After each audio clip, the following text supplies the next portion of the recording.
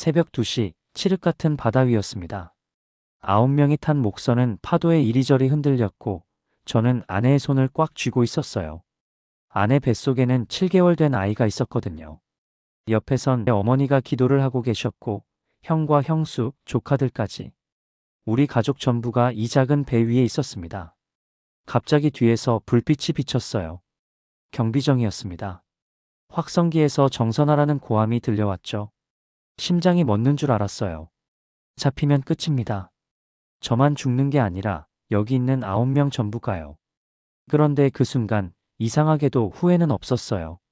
차라리 여기서 죽더라도 저 나라로는 못 돌아간다. 저는 그렇게 생각했거든요. 왜 우리 가족 9명이 목선을 타고 바다로 나갔을까요? 배고파서? 돈이 없어서? 아닙니다. 저는 그냥 사랑하는 여자와 결혼하고 싶었어요. 그게 다였습니다. 그런데 북한에서는 그게 안 됐어요. 제가 그 여자와 결혼하면 저도 최하층이 되고 우리 아이도 평생 최하층으로 살아야 했으니까요. 사랑하면 처벌받는 나라. 그게 제가 태어난 곳이었습니다. 이 영상이 끝날 때쯤이면 여러분은 이해하실 거예요. 왜 저희가 죽을 각오로 바다에 나갔는지. 왜 9명이나 되는 가족이 전부 배에 올랐는지. 그리고 북한에서 결혼이라는 게 얼마나 무서운 일인지. 저는 박민수 33살입니다. 이건 제가 사랑하는 사람과 결혼하기 위해 나라를 버린 이야기예요. 저는 황해남도에서 태어났어요. 아버지는 어부였고 어머니는 집에서 살림을 하셨죠. 형이 하나 있었는데 형도 아버지를 따라 바다에 나갔어요. 저는 좀 달랐습니다. 공부를 조금 했거든요. 그래서 군 제대 후에 공장에 배치받았어요. 기계 공장이었습니다. 그래도 전 운이 좋은 편이었습니다. 왜냐고요? 저는 노동계급이었으니까요. 북한에는 신분이 있어요. 잘 모르실 거예요. 대한민국에선 농민이든 노동자든 그냥 직업이잖아요. 그런데 북한에선 달라요. 완전히 다른 세상입니다. 제일 위에 당 간부가 있고 그 다음이 노동계급, 그리고 맨 아래가 농민계급이에요. 농민은 농장원이라고 부르는데 이 사람들은 평생 농촌을 못 벗어나요. 태어나서 죽을 때까지 그 마을에서만 살아야 해요. 더 무서운 건요, 자식도 농민이 된다는 거예요. 아버지가 농장원이면 아들도 농장원, 손자도 농장원. 대대로 물려받는 거죠. 마치 조선시대 노비처럼요. 저는 노동계급이었으니까 그런 걱정은 없었어요. 공장에서 열심히 일하면 언젠간 반장도 될 수 있고 운 좋으면 당원도 될 수 있었거든요. 부모님은 항상 그러셨어요. 민수야, 너는 복 받은 거다. 노동계급으로 태어났으니까. 그때는 그 말이 무슨 뜻인지 몰랐어요. 공장 생활은 단조로웠지만 나쁘진 않았습니다. 월급은 5,000원 정도. 남한 돈으로 치면 몇천 원밖에 안 되지만 어차피 북한에서는 돈으로 살 수 있는 게 별로 없었어요. 배급받고 공장에서 점심 주고 그렇게 사는 거였죠. 같이 일하는 동료들이 있었고 가끔 술도 한잔했어요. 주말에는 형네 집에 가서 조카들이랑 놀아주기도 했고요. 평범했어요. 결혼도 적당히 하고 애도 낳고 아버지처럼 늙어가겠구나. 그게 제 인생의 전부인 줄 알았어요. 그런데 그해 봄 모내기철이 됐습니다. 공장에 공고가 붙었어요. 농촌동원 대상자 명단. 제 이름이 거기 있었죠. 농촌동원이 뭐냐면요. 모내기철이나 가을거디철에 도시 노동자들을 농촌에 보내는 거예요. 한 달 동안 농장에서 일을 도와야 해요. 싫어도 가야 합니다. 국가에서 시키는 거니까요. 저는 별 생각 없었어요. 한 달 고생하면 되지 뭐. 다녀온 선배들 얘기 들어보니까 밥은 잘 주고 일만 빡세다고 하더라고요. 저는 그때 몰랐어요. 이 농장에서 제 인생이 완전히 바뀔 거라는 걸.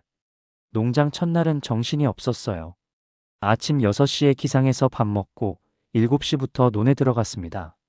모내기가 뭔지 아세요? 허리 숙이고 한 줄 한 줄 모를 씹는 거예요. 1시간만 해도 허리가 끊어질 것 같았어요.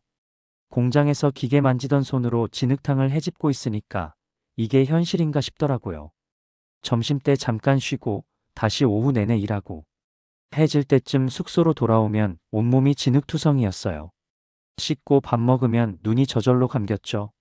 그렇게 3일이 지나고 일주일이 지났습니다. 저는 그냥 버티자고만 생각했어요. 한 달만 버티면 끝이니까. 그런데 8일째 되던 날이었어요. 점심시간에 밥을 받으러 줄을 섰는데 앞에 있던 여자가 갑자기 뒤를 돌아봤어요.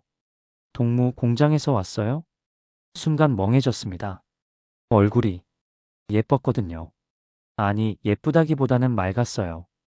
햇볕에 그을린 피부에 까만 눈동자. 손은 거칠었는데 웃는 모습은 참 환했어요. 네, 기계 공장에서요. 힘들죠? 처음엔 다 그래요. 그러고는 웃더니 제 밥그릇에 반찬을 하나 더 얹어줬어요. 감자조림이었습니다. 많이 먹어야 버텨요. 그게 처음이었어요. 그녀와 나눈 첫 대화. 그녀 이름은 은지. 24살. 이 농장에서 태어나서 이 농장에서 자란 농장원이었습니다. 그 뒤로 자꾸 눈이 갔어요. 논에서 일할 때 그녀가 어디 있나 찾게 되고, 밥 먹을 때 슬쩍 옆자리에 앉게 되고, 저녁에 숙소로 돌아오면서 내일은 뭐라고 말 걸어볼까 그런 생각을 하게 됐어요. 이상한 일이었습니다. 공장에서 3년을 일하면서 여자한테 이렇게 신경 쓴 적이 없었거든요. 은지는 농장 일을 정말 잘했어요. 모내기 속도가 저보다 3배는 빨랐고 힘든 내색을 전혀 안 했어요. 다른 농장원들한테도 친절했고 아이들한테는 더 살갑게 대했죠. 어느 날은 제가 허리가 아파서 쉬고 있는데 다가와서 이러더라고요. 이렇게 해봐요. 그러면서 허리 푸는 자세를 알려줬어요. 별거 아닌데 그게 그렇게 고마웠습니다. 2주가 지났을 때 저는 확실히 알았어요. 이 사람이 좋구나. 진짜로. 문제는 그 다음이었어요. 은지가 농장원이라는 게 점점 마음에 걸리기 시작한 거죠. 처음엔 대수롭지 않게 생각했어요. 신분이 뭐 어때서 좋으면 좋은 거지. 그런데 함께 온 선배 노동자가 어느 날 저한테 이러더라고요. 야, 너 요즘 그 농장 처녀한테 눈 빠졌더라. 제가 좀 쑥스럽게 웃었더니 선배 표정이 확 굳어졌어요. 장난 아니지? 진심이야? 왜요? 야, 걔 농장원이야. 걔랑 결혼하면 너도 농민 돼. 처음엔 무슨 말인지 이해가 안 됐어요. 농민이 되면 뭐가 어때서요? 선배가 한숨을 쉬더니 말했습니다. 너 진짜 모르냐? 농장원이랑 결혼하면 너도 농민 계급으로 떨어져. 평생 이 농촌에 묶이는 거야. 도시 못 돌아가. 공장 못 돌아가. 그리고요? 내 자식도 농민이야. 평생. 그날 밤 잠이 안 왔습니다. 선배 말이 머릿속에서 맴돌았어요. 결혼하면 나도 농민이 된다. 자식도 농민이 된다. 평생 이 농촌에 묶인다. 그게 진짜였어요. 북한에서는 배우자 신분이 낮으면 본인 신분도 같이 떨어집니다. 결혼이 처벌이 되는 거예요. 사랑하면 벌 받는 시스템. 저는 천장을 보면서 생각했어요. 그냥 있자. 동원 끝나면 어차피 못 보는 사이야. 한 달만 버티면 끝이야. 그런데 다음날 아침 은지가 웃으면서 잘 잤어요? 하는데 잊을 수가 없었습니다. 동원 마지막 날이 다가오고 있었어요. 저는 매일 갈등했습니다. 말을 할까 말까. 고백을 할까 말까. 해봤자 뭐하나. 어차피 안 되는 건데. 그런데 28일째 되던 날 저녁이었어요. 은지가 먼저 말을 걸어왔습니다. 민수 동무 내일 모레면 가는 거죠? 네. 다시 볼 수 있을까요? 그 말에 심장이 멎는 줄 알았어요. 저는 한참을 아무 말도 못하다가 결국 솔직하게 말했습니다. 은지 동무, 동무가 좋습니다. 근데 저는 노동계급이고 동무는 농장원이잖아요. 우리가 결혼하면 저도 농민이 되고 우리 아이도. 은지가 제 말을 끊었어요. 알아요. 다 알아요. 그녀 눈에 눈물이 고여 있었습니다. 그래도 민수 동무 마음 알고 싶었어요. 그것만으로 됐어요. 저는 그 순간 깨달았어요. 이 사람도 나랑 똑같은 마음이었구나. 그리고 우리 둘 다 이 나라에서는 그 마음을 지킬 수가 없구나. 트럭이 떠나던 날 저는 창밖으로 은지를 봤습니다. 그녀도 절 보고 있었어요. 점점 멀어지는 그 모습을 보면서 저는 울었습니다. 국가가 우리를 만나게 해놓고 국가가 우리를 갈라놓는구나. 그게 처음으로 이 나라가 원망스러웠던 순간이었어요. 공장으로 돌아왔는데 일이 손에 안 잡혔어요. 기계를 만지면서도 은지 생각뿐이었습니다. 밥을 먹어도 그녀가 얹어준 감자조림 생각이 났고 잠을 자려고 누우면 마지막 날 눈물 글썽이던 그 얼굴이 떠올랐어요. 일주일이 지나고 2주가 지났습니다. 잊히지 않았어요. 오히려 더 선명해졌죠. 결국 저는 편지를 썼습니다. 농장 주소는 알고 있었으니까요. 떨리는 손으로 써내려갔어요. 은지 동무, 저 민수예요. 잘 지내고 있어요? 저는 동무 생각이 많이 납니다. 붙이고 나서 후회했어요. 답장이 올 리가 없잖아. 그런데 3주 뒤에 답장이 왔습니다. 민수 동무, 저도요. 딱 3글자였는데 그게 그렇게 기뻤어요. 그렇게 편지가 오갔습니다. 한 달에 한두 번 서로의 일상을 나누고 보고 싶다는 말을 돌려서 쓰고 6개월이 그렇게 흘렀어요. 저는 확신했습니다. 이 사람이랑 살고 싶다. 무슨 일이 있어도 어머니한테 먼저 말씀드렸어요. 어머니, 저 장가가고 싶은 사람이 생겼어요. 어머니 얼굴이 환해지셨어요. 그래? 누구냐? 어디 사람이야? 황해남도 협동농장에서 만났어요. 농촌동원 갔을 때. 농장? 거기서 뭐하는 처녀인데? 농장원이에요. 순간 어머니 표정이 얼어붙었습니다. 뭐라고? 농장원이요. 그 농장에서 태어나서 거기서 자란. 미쳤냐? 어머니가 소리를 지르셨어요. 평생 그렇게 화내시는 거 처음 봤습니다. 농장원이랑 결혼하면 너도 농민 돼. 몰라서 그래. 내 아버지가 얼마나 고생해서 우리 집안 노동계급으로 만들었는데 그걸 내가 한 번에 말아먹겠다고? 어머니, 그래도 저는. 그리고 내 자식은? 내 자식도 평생 농촌에서 썩으라고? 그게 사랑이야? 할 말이 없었습니다. 어머니 말이 틀린 게 아니었으니까요. 아버지는 더 냉정하셨어요. 온 가족이 저를 말렸습니다. 농장원이 뭐가 좋다고 내 인생을 버려? 제발 우리 집안 망신 좀 시키지 마라. 저도 흔들렸어요. 솔직히 말하면 포기할까 생각도 했습니다. 그런데 그때 은지한테서 편지가 왔어요. 민수 동무, 우리 그만하면 안 될까요? 저 때문에 동무 인생 망치면 안 돼요. 저는 괜찮아요. 진짜 괜찮아요. 괜찮다는 말이 3번이나 있었어요. 그게 얼마나 괜찮지 않다는 뜻인지 저는 알았습니다. 편지를 읽고 밤새 생각했어요. 포기하면 편하겠죠. 부모님도 좋아하시고 집안도 평화로워지고 저는 공장에서 계속 일하면서 적당한 여자 만나서 적당히 살면 되는 거예요. 그게 현명한 선택이겠죠. 근데요. 그렇게 살면 평생 후회할 것 같았어요. 매일 아침 눈 뜰 때마다 은지 생각이 날 것 같았고 다른 여자랑 결혼해도 행복할 수 없을 것 같았어요. 60살, 70살이 돼서 죽을 때 그때 왜 그랬을까 후회하면서 눈 감을 것 같았습니다. 그건 싫었어요. 그렇게 사느니 차라리 밑바닥으로 떨어지는 게 나았습니다. 결심했어요. 저는 새벽에 짐을 쌌습니다. 옷 몇 벌이랑 돈 조금, 그리고 편지 한 장. 아버지, 어머니, 죄송합니다. 저는 제가 선택한 사람이랑 살겠습니다. 불효자 민수 올림. 새벽 4시에 집을 나섰어요. 농장까지 걸어서 8시간. 해 뜰 때 출발해서 해질 때쯤 도착했습니다. 은지가 절 보고 놀랐어요. 민수 동무, 왜 여기 왔어요? 저는 대답 대신 그녀 손을 잡았습니다. 나랑 살자. 농민이 되든 뭐가 되든 상관없어. 그냥 같이 살자. 은지가 울었어요. 저도 울었습니다.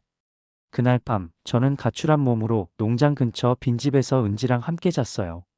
이제 돌아갈 곳은 없었습니다. 농장 근처 빈집에서 동거를 시작했어요. 원래 누가 살던 집인데 몇 년 전에 굶어 죽었대요. 지붕은 군데군데 구멍 났고 벽은 금이 가 있었죠. 그래도 우리한텐 처음 가진 우리 집이었습니다. 은지가 웃으면서 그랬어요. 여기가 우리 신혼집이네요. 바닥에 거적 깔고 이불 하나 덮고 자면서도 행복했어요. 진짜 이상하죠? 아무것도 없는데 그 사람이 옆에 있으니까 다 있는 것 같았습니다. 문제는 먹고 사는 거였어요. 저는 공장을 떠났으니까 배급이 끊겼습니다. 원래 북한에서는 직장이 있어야 배급을 받아요. 직장이 없으면 밥도 없는 거죠. 은지는 농장원이니까 배급이 있긴 한데 그것도 한 사람 몫이에요. 둘이서 나눠 먹으면 매일 반쯤 굶는 거였습니다. 그래서 장마당에 나갔어요. 북한에도 시장이 있거든요. 불법이지만 다들 하는 거예요. 저는 기계 공장에서 일했으니까 손재주가 좀 있었어요. 냄비나 솥 같은 거 고쳐주고 푼돈 받는 거였죠. 하루 벌어 하루 먹는 생활이었습니다. 어떤 날은 돈을 벌고 어떤 날은 못 벌고 못 버는 날은 은지랑 둘이서 감자 하나 쪼개 먹었어요. 배가 고파서 잠이 안 올 때도 많았습니다. 그래도 불평 안 했어요. 둘 다. 은지가 그랬거든요. 민수 씨, 우리 배고프지만 행복하죠? 저는 웃으면서 대답했어요. 응, 행복해. 거짓말이 아니었습니다. 그런데 행복만으로는 안 되더라고요. 6개월쯤 지났을 때 저는 한 가지 시도를 해봤어요. 은지 신분을 세탁하는 거였습니다. 북한에는 뇌물 주면 안 되는 일도 되는 경우가 있거든요. 서류를 조작하거나 없는 기록을 만들거나 돈만 있으면요. 그래서 저는 장마당에서 번 돈을 모았어요. 6개월 동안 모은 게 15만 원 정도. 남한 돈으로 치면 얼마 안 되지만 북한에서는 꽤 큰 돈이에요. 아는 사람 소개로 간부를 만났습니다. 우리 마누라 신분을 노동계급으로 바꿔줄 수 있어? 간부가 피식 웃더라고요. 15만 원? 이걸로 뭘 해달라는 거야? 최소 50만 원은 있어야지. 50만 원이면 3년은 모아야 하는 돈이었어요. 50만 원 가져오면 해줄 수 있어? 글쎄, 일단 가져와 봐. 그래서 또 모았습니다. 1년을 더 모았어요. 은지도 같이 일했고 저는 새벽부터 밤까지 뛰어다녔죠. 굶어가면서 모은 돈이었습니다. 드디어 50만 원을 만들어서 그 간부를 다시 찾아갔어요. 간부가 돈을 받더니 이러더라고요. 알았어. 한 달만 기다려. 한 달을 기다렸습니다. 2달을 기다렸어요. 3달이 지났습니다. 찾아갔더니 그 간부가 이러더라고요. 그거 안 되겠더라. 위에서 딱딱해져서. 그럼 돈은요? 돈? 무슨 돈? 네가 나한테 뭘 줬냐? 눈앞이 깜깜해졌어요. 1년 반을 굶어가면서 모은 돈이었거든요. 그걸 그냥 삼켜버린 거예요. 따질 수도 없었습니다. 따지면 제가 뇌물 준 죄로 잡혀가니까요. 집에 돌아와서 은지한테 말 못했어요. 차마 못했습니다. 그냥 조금만 더 기다리자고만 했어요. 은지는 다 알면서도 아무 말 안 하더라고요. 그날 밤 은지가 제 등을 쓰다듬으면서 그랬어요. 괜찮아요. 우리 이렇게라도 같이 있잖아요. 저는 이불을 뒤집어 쓰고 울었습니다. 이 나라에서는 뇌물을 줘도 굶어가면서 돈을 모아도 사랑하는 사람이랑 정식으로 결혼할 수가 없구나. 그 무렵 형한테서 연락이 왔어요. 민수야, 나 좀 보자. 2년 만에 만난 형 얼굴이 많이 상해 있었습니다. 형은 아버지 뒤를 이어서 어부가 됐거든요. 근데 2020년에 코로나가 터지면서 모든 게 망가졌대요. 국경이 막히니까 중국 배도 못 들어오고 우리 배도 못 나가고 물고기 잡아도 팔 데가 없어.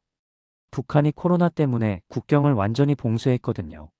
그전에는 중국 상인한테 몰래 물고기를 넘기면서 돈을 벌었는데 그게 다 막힌 거예요. 형수는 장마당에서 장사를 했는데 그것도 막혔대요. 시장 통제가 엄청 심해졌거든요. 애들 셋인데 먹일 게 없어. 하루에 옥수수죽 한 그릇도 못 주는 날이 있어. 형 눈에 눈물이 고여 있었어요. 저는 가출한 몸이라 도와줄 형편이 안 됐습니다. 그냥 미안하다는 말밖에 못했어요. 그런데 형이 갑자기 목소리를 낮추더니 말했어요. 민수야, 너 주애 봤냐? 주애? 누구? 김정은이 딸 공개했어. 작년에 미사일 발사장에 데리고 나왔더라. 저는 깜짝 놀랐어요. 김정은한테 딸이 있는 건 알았지만 공식적으로 보여준 적은 없었거든요. 그래서? 형이 한숨을 쉬더니 말했습니다. 사람들 말이 많아. 4대 세습시키려는 거 아니냐고. 김일성, 김정일, 김정은. 이제 그 딸까지? 형 목소리가 떨리고 있었어요. 나는 참을 수 있어. 내 팔자련이 하고. 근데 우리 애들은 그러기 싫어. 다른 세상이 있다면 보여주고 싶어. 저는 아무 말도 못했습니다. 형도 저처럼 무너지고 있었구나. 그렇게 2년이 지났어요. 여전히 혼인신고는 못한 상태였습니다. 법적으로 우리는 남남이었어요. 은지는 농장원이고 저는 무직자. 숨어서 사는 사람들. 그런데 어느 날 은지가 이상하더라고요. 입덧을 하는 거예요. 은지야, 너 혹시 은지가 고개를 끄덕였습니다. 눈에 눈물이 그렁그렁했어요. 민수 씨, 나 아이가 생긴 것 같아요. 기뻤어요. 진짜 기뻤습니다. 우리 아이가 생기다니. 은지랑 나 사이에서 생명이 자라고 있다니. 근데 그 기쁨은 딱 3초였어요. 바로 현실이 떠올랐거든요. 이 아이는 무슨 신분으로 태어나지? 북한에서 아이 신분은 어머니를 따라가요. 은지가 농장원이니까 이 아이도 농장원으로 태어나는 거예요. 태어나자마자 최하층. 평생 이 농촌에 묶여서 사는 거죠. 저는 밖으로 나와서 하늘을 봤습니다. 내가 뭘 한 거지? 사랑한다고 가출하고 숨어서 살고 굶어가면서 버텼는데 결국 내 아이한테 물려줄 건 최하층 신분뿐이구나. 형 말이 떠올랐어요. 김씨 일가가 대대로 나라를 물려받고 우리는 대대로 굶어야 하는 거야. 그들은 대를 이어 권력을 물려주고 우리는 대를 이어 신분을 물려받는다. 그게 이 나라였습니다. 그날 밤 저는 은지한테 말했습니다. 은지야, 하나. 여기서 답이 안 보여. 은지가 물었어요. 무슨 뜻이에요? 우리 아이가 태어나면 농장원이야.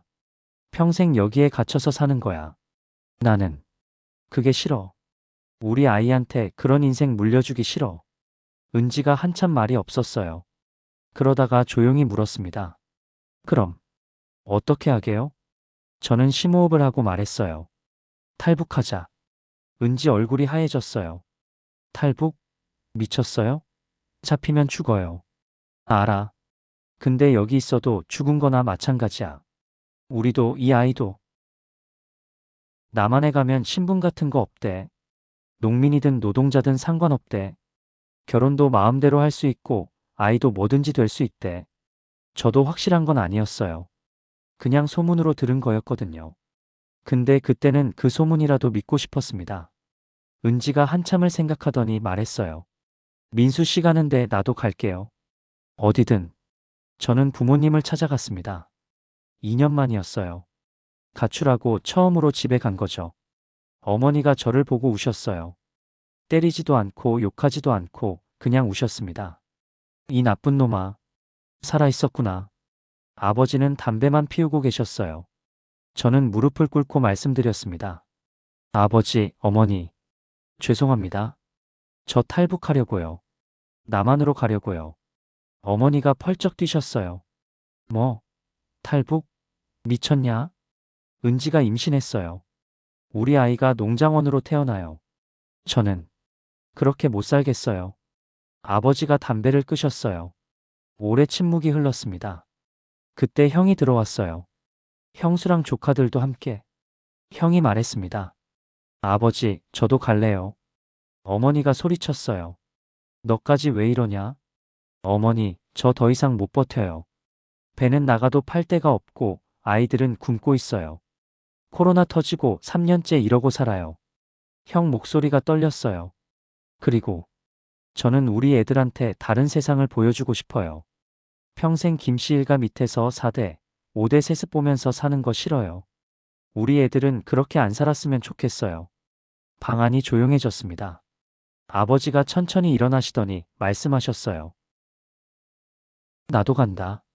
어머니가 비명처럼 말씀하셨어요. 여보, 마누라, 나도 평생 바다에서 살았어. 내 아들들이 가는데 나 혼자 여기 남아서 뭐 하겠냐? 민수 말대로야. 이 나라에서는 우리 손자가 평생 농민으로 살아. 나는 그거 못 보겠어. 어머니는 한참을 우시다가 결국 고개를 끄덕이셨어요. 그래, 가자. 다 같이 가자. 그렇게 결정됐어요. 저랑 은지, 아버지, 어머니, 형, 형수, 조카 셋. 총 9명이었습니다. 아버지가 업으셨으니까 배는 있었어요. 작은 목선. 고기 잡으러 나가는 척하면서 바다로 나가는 거였죠. 준비하는데 3개월이 걸렸어요. 기름 모으고 물이랑 식량 챙기고 루트 알아보고 누구한테도 말 못하고 조용히 준비했습니다. 발각되면 전부 죽으니까요. 2023년 5월의 어느 날 우리는 새벽에 배에 올랐습니다. 은지 배는 이미 7개월째였어요.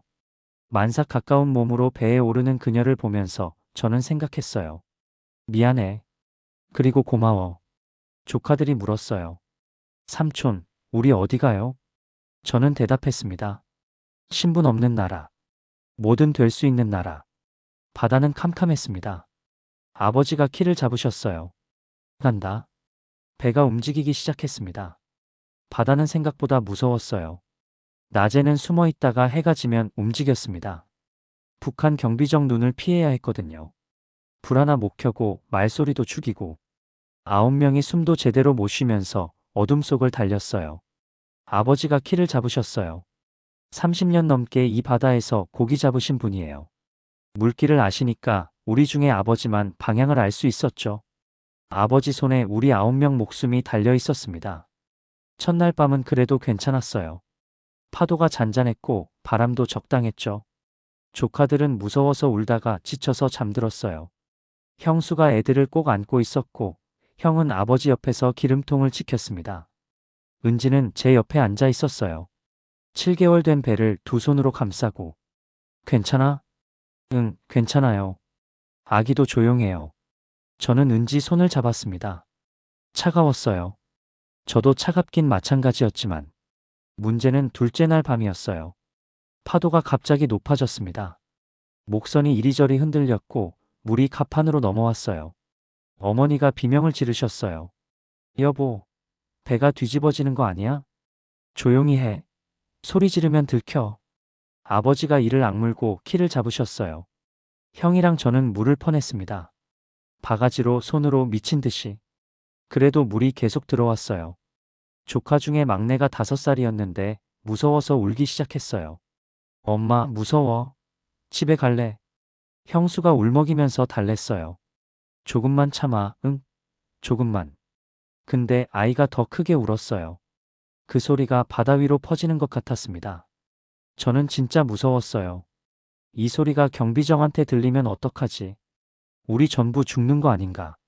얼마나 지났을까요? 파도가 조금 잠잠해졌을 때 아버지가 나직이 말씀하셨어요. 민수야, GPS 봐라.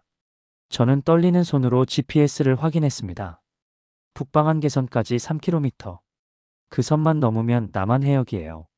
배로 1시간도 안 걸리는 거리. 아버지, 거의 다 왔어요. 그 말에 모두의 얼굴이 밝아졌습니다. 어머니가 하느님 감사합니다 하셨고 형수는 조카들을 끌어안았어요. 은지가 제 손을 꽉 쥐었어요. 민수 씨, 우리 진짜 가는 거예요? 응, 거의 다 왔어. 저도 믿기지 않았습니다. 진짜 되는 건가? 진짜 남한에 갈 수 있는 건가? 그때였어요. 뒤에서 불빛이 비쳤습니다. 심장이 멎는 줄 알았어요. 뒤돌아보니까 멀리서 배가 오고 있었어요. 서치라이트가 바다를 훑고 있었습니다. 경비정이었어요. 확성기에서 소리가 들렸습니다. 정선하라, 정선하라. 어머니가 비명을 지르셨어요. 조카들이 울기 시작했고 형수는 아이들을 감싸 안았어요. 저는 머리가 하얘졌습니다. 잡히면 끝이에요. 탈북 미수는 정치범 수용 소행입니다. 9명 전부. 은지 뱃속 아이까지. 아버지가 소리쳤어요. 멈추지 마라. 직진이다. 목선이 최대 속도로 달렸습니다. 엔진이 비명을 질렀어요. 이 낡은 배가 버틸 수 있을까? 모르겠어요. 그냥 가는 수밖에 없었습니다. 뒤에서 총소리가 났어요. 탕, 탕. 바다에 물기둥이 솟았습니다. 경고 사격이었어요. 아직 우리를 맞추려는 건 아니었지만 다음 발은 모르는 거죠. 형이 소리쳤어요. 아버지, 얼마나 남았어요? 1km, 1km만 더. 보통 때 같으면 아무것도 아닌 거리예요. 근데 그 순간에는 1km가 1만 km처럼 느껴졌습니다. 저는 은지를 감싸 안았어요. 은지가 배를 두 손으로 감싸고 있었어요. 아기야, 조금만 참아. 조금만. 은지가 중얼거렸습니다. 눈물이 볼을 타고 흘렀어요. 총소리가 계속됐어요. 탕, 탕, 탕. 점점 가까워지는 것 같았습니다. 서치라이트가 우리 배를 스쳐 지나갔어요. 잡히면 끝이에요. 다 아는 거였습니다. 아버지가 이를 악물고 키를 잡고 계셨어요. 30년 바다 인생에서 이런 건 처음이셨을 거예요. 형이 GPS를 봤어요. 500m. 반이에요. 반만 더 가면 돼요. 근데 경비정이 점점 가까워지고 있었어요. 엔진 소리가 커졌습니다. 우리 목선보다 훨씬 빠른 배니까요. 잡힐 것 같았어요. 진짜 잡힐 것 같았습니다. 그때 아버지가 소리쳤어요. 왼쪽으로 꺾는다. 다들 잡아. 배가 급하게 방향을 틀었어요. 모두가 바닥에 넘어졌습니다. 조카가 비명을 질렀고 형수가 아이를 깔았어요. 저는 은지를 감싸 안은 채로 굴렀습니다. 등이 갑판에 부딪혔어요. 아팠는데 그런 거 느낄 때가 아니었어요. 아버지가 뭔가를 보신 거예요. 30년 바다 경험으로. 암초 사이로 좁은 물길이 있었습니다. 큰 배는 못 들어가는 길. 우리 목선은 작으니까 들어갈 수 있었어요. 경비정이 따라오다가 멈췄습니다. 들어오지 못하는 거예요. 암초 때문에. 우리는 그 틈으로 빠져나갔어요. GPS를 봤습니다. 남한 해역이었어요. 저는 믿기지 않았습니다. 진짜로? 진짜로 넘은 거야? 형이 소리쳤어요. 넘었다? 넘었어. 어머니가 주저앉으셨어요. 울음이 터졌습니다. 30년 같이 산 남편 품에 안겨서 우셨어요. 살았어. 살았어. 형수도 울었어요. 조카들도 울었어요. 왜 우는지도 모르면서. 저는 은지를 안고 있었습니다. 은지가 제 어깨에 얼굴을 묻고 울었어요. 민수 씨, 우리 해냈어요. 응, 해냈어. 우리 해냈어. 저도 울었습니다. 얼마 후에 남한 해경이 왔어요. 멀리서 배가 다가오는 게 보였습니다. 이번에는 무섭지 않았어요. 저쪽은 우리를 잡으러 오는 게 아니라 구하러 오는 거니까요. 해경이 확성기로 말했어요. 대한민국 해양경찰입니다. 괜찮으십니까? 대한민국. 그 말이 귀에 울렸습니다. 대한민국이라고요. 우리가 대한민국에 온 거예요. 아버지가 소리쳤어요. 귀순입니다. 귀순이에요. 해경이 우리 배에 올라왔어요. 제일 먼저 한 게 뭔지 아세요? 담요를 덮어줬어요. 따뜻한 담요. 그리고 물을 줬어요. 마실 물. 조카들한테는 과자를 줬어요. 아이들이 배가 고팠거든요. 이틀 동안 거의 못 먹었으니까. 막내 조카가 과자를 받아들고 물었어요. 삼촌, 이거 먹어도 돼요? 응, 먹어도 돼. 진짜? 진짜야. 여기서는 먹어도 돼. 조카가 과자를 한 입 빼어 물었어요. 그리고 웃었습니다. 그 웃음을 보는데 저는 또 울었어요. 이 아이가 웃어요. 과자 하나에 웃어요. 북한에서는 이런 것도 없었는데. 우리가 탄 목선은 정말 작았어요. 해경배에 올라타고 나서 뒤돌아봤습니다. 저 작은 배에 9명이 탔어요. 2박 3일 동안. 총소리를 들으면서. 죽을 수도 있었으면서. 아버지가 그 배를 보고 계셨어요. 30년 동안 타셨던 배. 고기 잡던 배. 이제는 우리를 자유로 데려다 준 배. 아버지가 중얼거리셨어요. 고맙다 이 녀석아. 저는 그 말을 듣고 또 울었습니다. 새벽이 밝아오고 있었어요. 수평선 너머로 해가 떠오르고 있었습니다. 남한의 첫 번째 아침이었어요. 인천항에 도착했을 때 저는 멍했어요. 건물이 너무 높았습니다. 차가 너무 많았어요. 사람들이 너무 빨리 걸었고 불빛이 너무 밝았어요. 모든 게 너무였습니다. 우리는 바로 조사를 받았어요. 국정원에서 나온 사람들이 질문을 했습니다. 어디서 왔는지, 왜 왔는지, 어떻게 왔는지. 같은 질문을 10번도 넘게 받았어요. 간첩이 아닌지 확인하는 거였죠. 3주 동안 조사받았습니다. 그동안 은지는 병원에 갔어요. 뱃속 아이가 괜찮은지 검사받아야 했거든요. 다행히 아이는 건강했어요. 의사 선생님이 웃으면서 말했습니다. 아기 심장 소리 들어보실래요? 두근두근두근. 작은 심장이 뛰고 있었어요. 남한 땅에서 처음 들은 우리 아이 심장 소리. 은지가 울었어요. 저도 울었습니다. 이 아이는 농장원으로 태어나지 않아요. 이 아이는 뭐든 될 수 있어요. 그 생각에 눈물이 멈추지 않았습니다. 조사가 끝나고 하나원에 들어갔어요. 하나원이 뭐냐면요. 탈북민들이 남한 사회 적응 교육을 받는 곳이에요. 3개월 동안 거기서 지내면서 한국어, 컴퓨터, 취업 교육 같은 걸 받습니다. 처음에는 신기했어요. 밥이 매일 나왔습니다. 아침, 점심, 저녁. 세 끼다요. 고기 반찬도 있었고 국도 있었고 밥은 원하는 만큼 먹을 수 있었어요. 조카들이 밥을 보고 물었어요. 이거 매일 먹어도 돼요? 응, 매일 먹어도 돼. 내일도요? 응, 내일도. 아이들이 믿지 못하는 표정이었어요. 북한에서는 하루 한 끼도 못 먹는 날이 많았으니까요. 형수가 울면서 밥을 먹었어요. 형도 울었고요. 어머니는 젓가락을 들고 한참을 멍하니 계셨어요. 이게, 이게 나만이구나. 근데 적응이 쉽지 않았어요. 제일 힘들었던 건 말이었습니다. 북한이랑 남한이랑 말이 다르거든요. 같은 한국어인데 다른 거예요.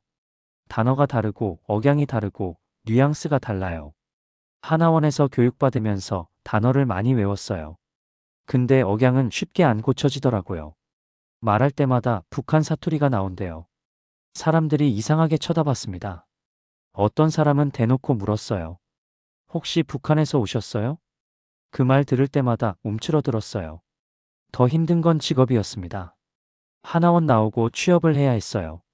근데 제가 뭘 할 수 있겠어요. 북한에서는 기계 공장에서 일했지만 여기 기계는 완전히 달랐습니다. 전산화돼 있고 컴퓨터로 조작하고 제가 아는 건 30년 된 구식 기계뿐이었어요. 면접을 봤습니다. 공장 면접? 면접관이 이력서를 보더니 물었어요. 경력란에 북한 기계 공장이라고 쓰셨는데 이거 경력으로 인정이 안 됩니다. 네. 여기서 쓰는 기계 다뤄보신 적 있으세요? CNC 선반이나 머시닝 센터 같은 거요. 저는 그게 뭔지도 몰랐어요.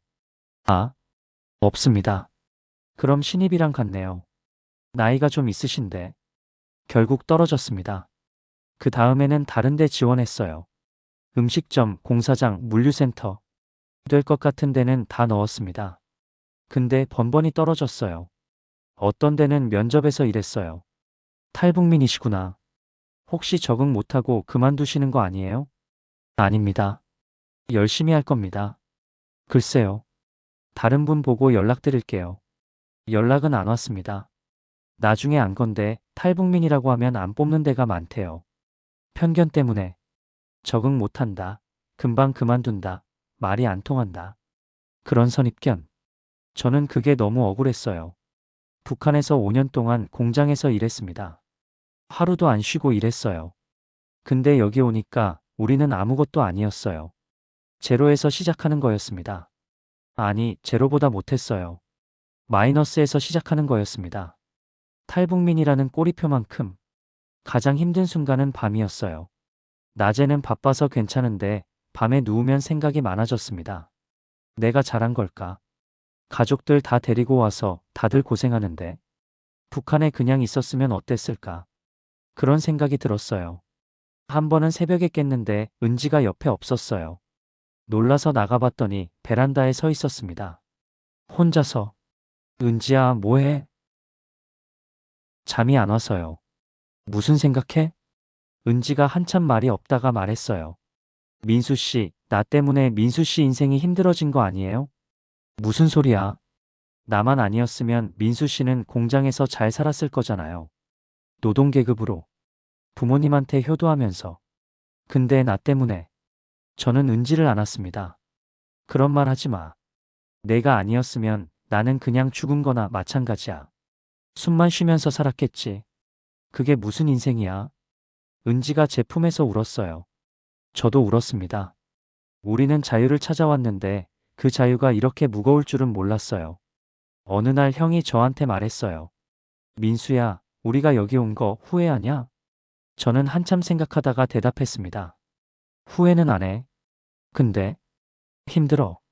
형이 웃었어요. 쓴웃음이었습니다. 나도 그래. 근데 있잖아. 어제 우리 막내가 그러더라. 뭐라고? 아빠, 나 여기 좋아. 매일 밥 먹을 수 있어서. 그러더라. 형 눈에 눈물이 고여 있었어요. 그 말 듣는데 잘 왔다 싶더라. 우리 애들이 매일 밥 먹을 수 있는 곳. 그걸로 된 거 아니냐? 저는 고개를 끄덕였습니다. 맞아요. 그걸로 된 거예요. 우리 아이도 곧 태어나요. 이 아이는 배고프지 않을 거예요. 신분 때문에 차별받지 않을 거예요. 사랑하는 사람이랑 결혼하고 싶으면 결혼할 수 있을 거예요. 그걸로 된 거예요. 힘들어도.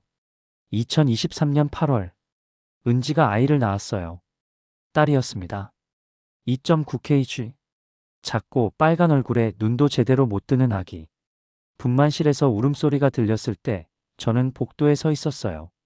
다리가 풀려서 주저앉았습니다. 간호사가 나와서 말했어요. 아버지 되셨어요. 축하드립니다. 아버지. 제가 아버지가 됐어요. 신생아실 유리창 너머로 아이를 봤습니다. 작은 손, 작은 발, 작은 코. 이 아이는 농장원이 아니에요. 이 아이는 최하층이 아니에요. 이 아이는 뭐든 될 수 있어요. 의사도 될 수 있고, 선생님도 될 수 있고, 회사원도 될 수 있어요. 사랑하는 사람이 생기면 결혼할 수 있어요. 누구를 사랑해도 처벌받지 않아요. 저는 유리창에 손을 대고 중얼거렸어요. 미안해. 그리고 고마워. 건강하게 태어나줘서. 출생신고를 하러 갔습니다. 구청 민원실이었어요. 번호표 뽑고 기다렸다가 창구에 가서 서류를 냈어요. 직원이 물었습니다. 아기 이름이요? 박하늘이요. 하늘. 은지랑 같이 지은 이름이에요. 북한에서 목선 타고 바다 건널 때 우리가 제일 많이 본 게 하늘이었거든요. 캄캄한 밤하늘. 별이 쏟아지던 하늘. 경비정 피해서 도망칠 때도 총소리 들으면서 떨 때도 우리는 하늘을 봤어요. 그래서 하늘. 이 아이는 하늘처럼 자유롭게 살았으면 좋겠다. 아무것도 막힘없이. 직원이 서류를 확인하더니 도장을 찍었어요. 출생신고 완료됐습니다. 축하드려요. 그 종이를 받아들고 저는 한참을 서 있었어요. 대한민국 출생증명서. 박하늘. 거기에는 농장원이라는 글자가 없었어요. 최하층이라는 글자도 없었어요. 그냥 이름만 있었어요. 박하늘. 이게 당연한 거잖아요. 여기서는. 근데 저한테는 당연하지 않았어요. 평생 신분 때문에 살아온 사람한테 신분이 없는 종이가 얼마나 신기하고 감사한지. 은지한테 그 종이를 보여줬어요. 은지도 한참을 들여다봤어요. 그러다가 울었어요. 여기는 진짜 신분이 없구나. 응, 없어. 우리 하늘이는 뭐든 될 수 있는 거구나. 응, 뭐든 될 수 있어. 몇 달이 더 지났어요. 저는 결국 취업을 했습니다. 대기업도 아니고 좋은 공장도 아니에요. 작은 철물점이었어요. 사장님이 탈북민도 괜찮다고 성실하게만 하면 된다고 해주셨거든요. 월급은 많지 않았어요. 250만 원. 근데 그게 북한 공장 월급의 500배였습니다. 숫자가 믿기지 않았어요. 첫 월급 받은 날 저는 마트에 갔어요. 라면을 샀습니다. 한 박스. 북한에서 바다 건널 때 생각났거든요. 파도 치고 총소리 나고 다들 무서워서 떨 때 은지가 라면 한 봉지 꺼내서 부숴 먹자고 했어요. 끓일 물도 없어서 그냥 부숴서 나눠 먹었어요. 9명이서 라면 한 봉지. 한 사람당 몇 가닥 안 됐죠. 그때 은지가 그랬어요. 나만 가면 라면 많이 먹자. 맨날 먹자. 그 말이 생각나서 라면 한 박스를 샀어요. 20개들이. 집에 가져갔더니 은지가 웃었어요. 이게 다 우리 거예요? 응, 다 우리 거야. 매일 먹어도 돼? 은지가 한 봉지 집어들더니 볼에 대고 비볐어요. 따뜻해요. 저도 웃었습니다. 이제 우리는 굶지 않아요. 숨어 살지 않아요. 도망치지 않아요. 2024년 봄. 우리는 결혼식을 올렸어요. 진짜 결혼식이요. 예식장에서, 하객 앞에서, 주례 앞에서. 북한에서는 한 번도 못한 거였습니다. 혼인신고도 못하고 예식도 못하고 그냥 숨어서 살았잖아요. 법적으로 부부도 아니었어요. 그냥 같이 사는 사람들. 근데 여기서는 달랐어요. 구청 가서 혼인신고했어요. 서류에 도장 찍었어요. 뇌물 안 줘도 돼요. 간부 눈치 안 봐도 돼요. 신분 따질 필요 없어요. 사랑하면 결혼하면 되는 거예요. 그냥. 예식장에서 은지가 웨딩드레스를 입고 나왔어요. 저는 숨이 멎는 줄 알았습니다. 처음 만났을 때 생각났어요. 농장에서 모내기 하다가 눈 마주쳤던 그 순간. 해 맞은 얼굴에 흙이 묻어 있었는데 그래도 예뻤어요. 지금은 하얀 드레스를 입고 있어요. 화장도 하고 머리도 올리고. 근데 웃는 얼굴은 그때랑 똑같았어요. 눈이 초승달처럼 휘는 그 웃음. 은지가 걸어왔어요. 버진로드 위로. 천천히. 저는 울었습니다. 참으려고 했는데 안 됐어요. 주례 선생님이 물었어요. 신랑 박민수 씨, 신부 김은지 씨를 아내로 맞이하시겠습니까? 예. 신부 김은지 씨, 신랑 박민수 씨를 남편으로 맞이하시겠습니까? 예. 그 예가 얼마나 무거운지 아세요? 북한에서는 평생 못할 예였어요. 하면 안 되는 예였어요. 했다가는 둘 다 최하층 되는 예였어요. 근데 여기서는 그냥 하면 돼요. 사랑하면 하면 돼요. 하객석에 가족들이 있었어요. 아버지, 어머니, 형, 형수, 조카들. 9명이 다 와 있었습니다. 아버지가 우셨어요. 평생 안 우시던 분이 우셨어요. 나중에 여쭤봤어요. 아버지, 왜 우셨어요? 아버지가 말씀하셨습니다. 민수야, 내가 처음에 너 농장원이랑 결혼한다고 했을 때 반대했잖아. 그때는 내가 잘못하는 줄 알았어. 근데 아버지가 말을 잊지 못하셨어요. 근데 오늘 보니까 내가 옳았더라. 사랑하는 사람이랑 결혼하는 게 맞는 거더라. 내가 미안하다. 저는 아버지를 안았습니다. 아버지, 감사합니다. 같이 와주셔서. 예식이 끝나고 은지가 말했어요. 민수 씨, 우리 진짜 부부가 됐네요. 응, 진짜 부부야. 법적으로도. 신기해요. 종이 한 장인데 이렇게 기쁠 줄 몰랐어요. 저는 은지 손을 잡았어요. 은지야, 고마워. 내가 뭐려? 나 따라와줘서. 믿어줘서. 같이 살아줘서. 은지가 웃었어요. 나도 고마워요. 포기 안 해줘서. 지금 저는 철물점에서 일하고 있어요. 월급은 여전히 250만 원이에요. 부자는 아니에요. 작은 집에서 살고 차도 없고 저축도 별로 없어요. 근데 행복해요. 아침에 눈 뜨면 은지가 옆에 있어요. 하늘이가 울면 같이 일어나서 달래요. 밥 먹고 출근하고 저녁에 퇴근하면 가족이 있어요. 그게 당연한 거라고요?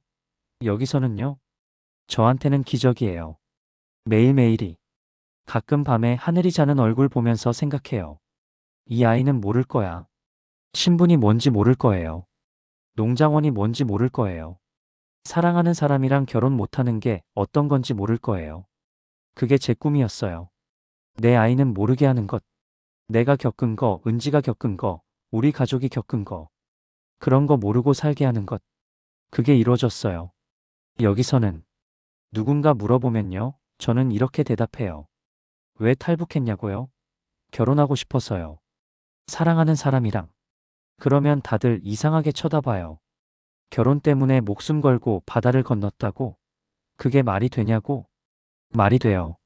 사랑하는 사람이랑 결혼하고 싶은 게 뭐가 이상해요. 다만 그게 안 되는 나라가 있었던 거예요. 저는 거기서 왔습니다. 그리고 지금은 여기서 살아요. 사랑하면 결혼하면 되는 나라. 그게 대한민국이에요. 오늘도 저는 출근합니다. 별거 없는 하루예요. 근데 문 앞에서 은지가 하늘이 안고 손 흔들어요. 다녀오세요. 저는 웃으면서 대답해요. 응, 다녀올게. 그 한마디가 이렇게 좋을 줄 몰랐어요.